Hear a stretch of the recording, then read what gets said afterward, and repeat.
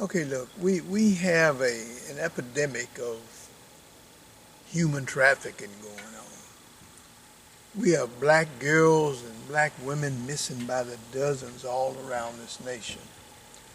And this is a time that black people can no longer just take things for granted and just let white men roam and lurk in their communities without some kind of um, some kind of understanding of what they're doing, what their purpose is.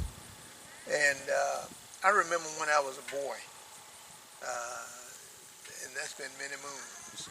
White man could come in our community and wander around all he wanted to, and everybody would just take it for granted he was supposed to be there. Here, some 70 and 80 years later, it's kind of like the same way. Too many people are allowing this to happen. Now, I understand that in this community is as quiet as can be. I guess all the children must be at school now. Yes, sir. But then when they come back, it's still going to be children noisy. Yes, sir. But since you've been here and since I've been keeping an eye on it, there's no shooting and cussing and gambling in the streets and on every corner. And yet, you had a white man come into this community right here.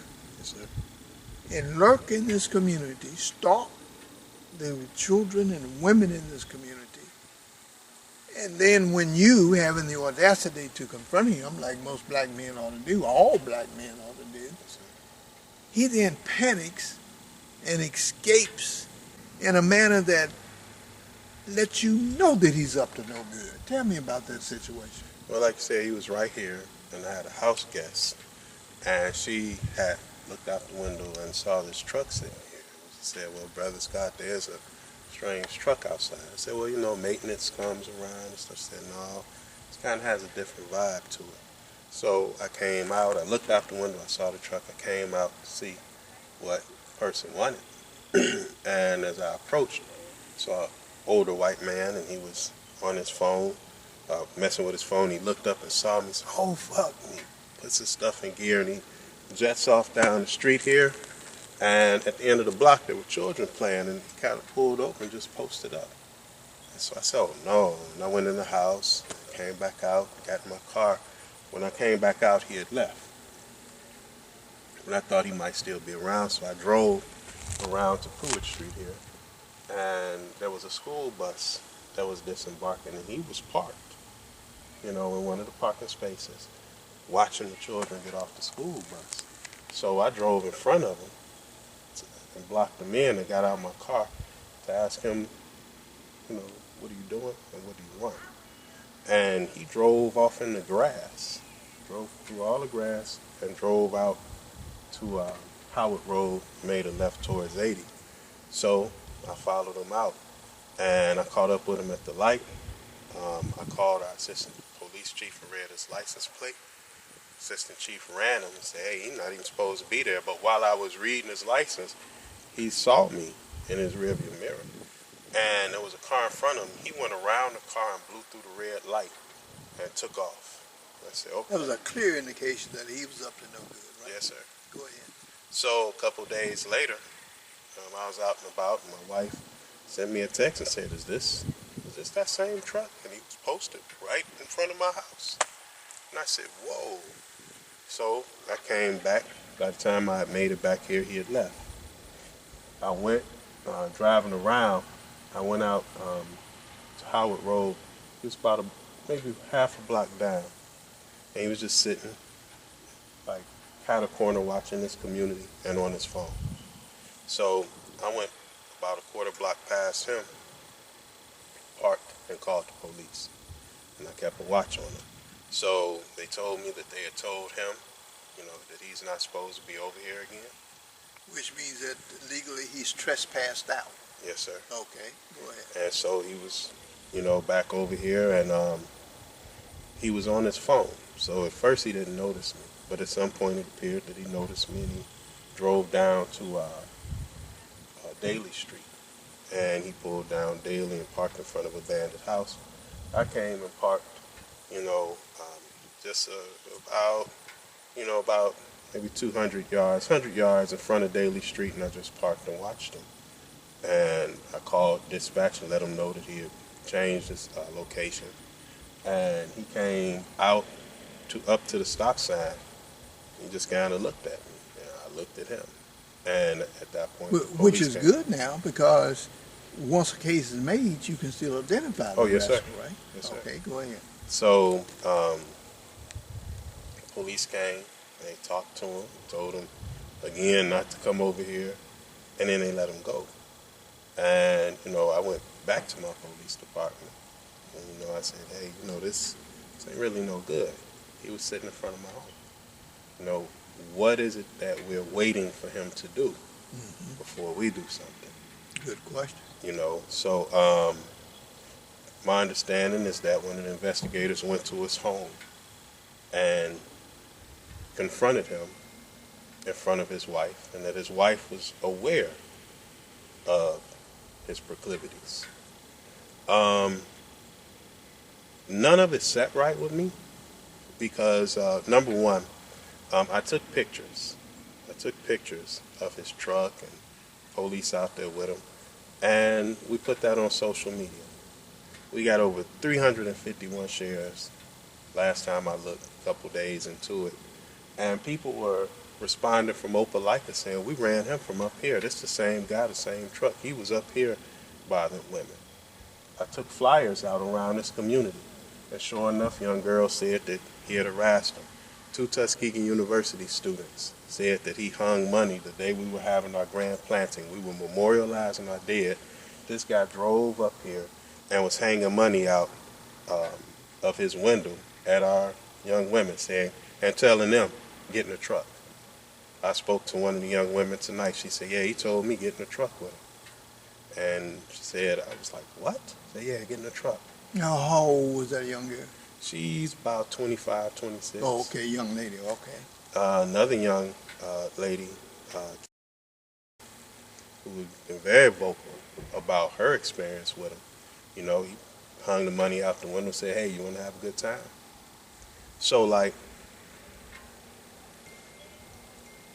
prostitution zones are sometimes referred to as hoe strolls.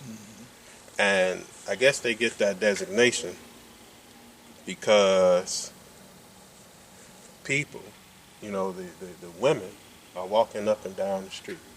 Right. As you can see, even though this is a poor community, there are no women walking up and down the street. Definitely not. Nor will you see any women walking up and down the street offering themselves for sale. So why would a person come over to a community and try to create that environment? It doesn't exist. So the question... Well, it can be a lot of reasons. It can be, number one, because he's just a idiot and he's a criminal-oriented person who's up to something. Or it just may be that he doesn't feel that we have any rights that he have to respect. Those are all true things. But go ahead.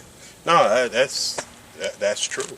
I guess, you know, for me, it's like, are you trying to create that environment, and who are you going to create it with? You know, and so there are children running around here, and you out watching them. You know, what is it you're trying to do? You know, so for me, you know, I say, well, if you're out soliciting women and there ain't no women around, you post up and you watching the children. Now, it appears that you're looking for your opportunity. Absolutely.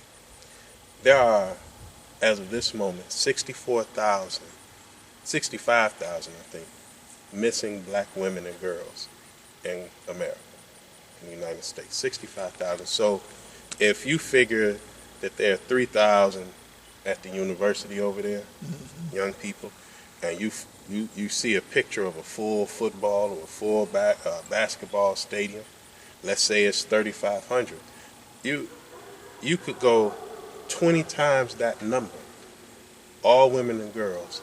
That's how many are missing. If we have 8,000 or 9,000 in this city, that's 7 times, almost 8 or 9 times Yeah. this entire city that are missing.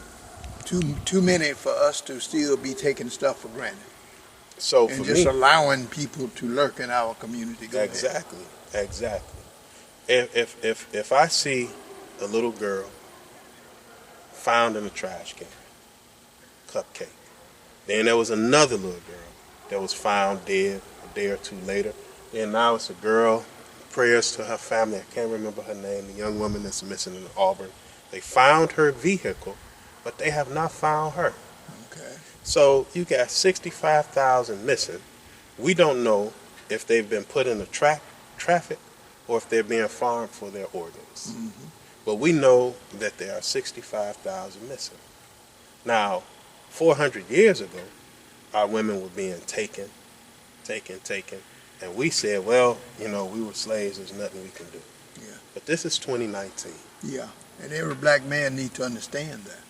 There's something we can do. It's on us to make our communities decent and safe places to live internally and externally. And our women and children expect that of us too, man.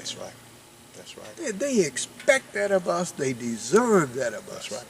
And we got so many black men running around not being worth the salt in their blood, just existing. That's right. And it is just time for black men to wake up and understand this community is ours. That's right. You see, these women are ours, these children are ours, and they need to know that we will protect them by whatever means necessary. Yes, sir. So what's your message to this man? I understand he lives in Notasulga, Alabama. You need to stay out of this community. I do not intend for you to be in this community. You were not invited, and you're certainly not wanted. I cannot take my car into a subdivision in Auburn and just post up and watch children. That just wouldn't be tolerated. Not for a because few they minutes. have a community. Well, I'm telling you that we have a community, and that will not be tolerated by any means. And it is time. I got one life to give on this earth, and I'm very willing and I'm very able. Well, Dr. Martin Luther King said, we haven't found something worth dying for, then we're not fit to live. That's right. So my message is the same. Mr. Notasulga, you stay out of Tuskegee, Alabama communities. The police have told you to stay out. That means that you have been legally trespassed out. Now, this brother and I are telling you the same thing. Stay away. And don't be found up in our community stalking and lurking around our women and girls again. That's right. And I got another message. For every young man that lives in this community, it is time for us to show proper respect to our community, to the women and girls. Absolutely. I don't need for Mr. Notasulga to stay away, but then we got to watch you. You have to now assume the role and responsibility of who and what you were made to be. Because if you don't, then you're not being. And you can't say you're a human being if you're not being.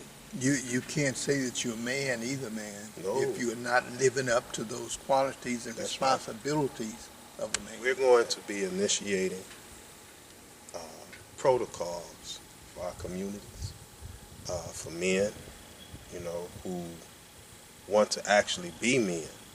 For those who don't want to be men, they're washing out. Who wants them? Nobody wants non-men. You look like them. It's like you're playing a game with people. You look like a man, but you're not. I don't want you in the community.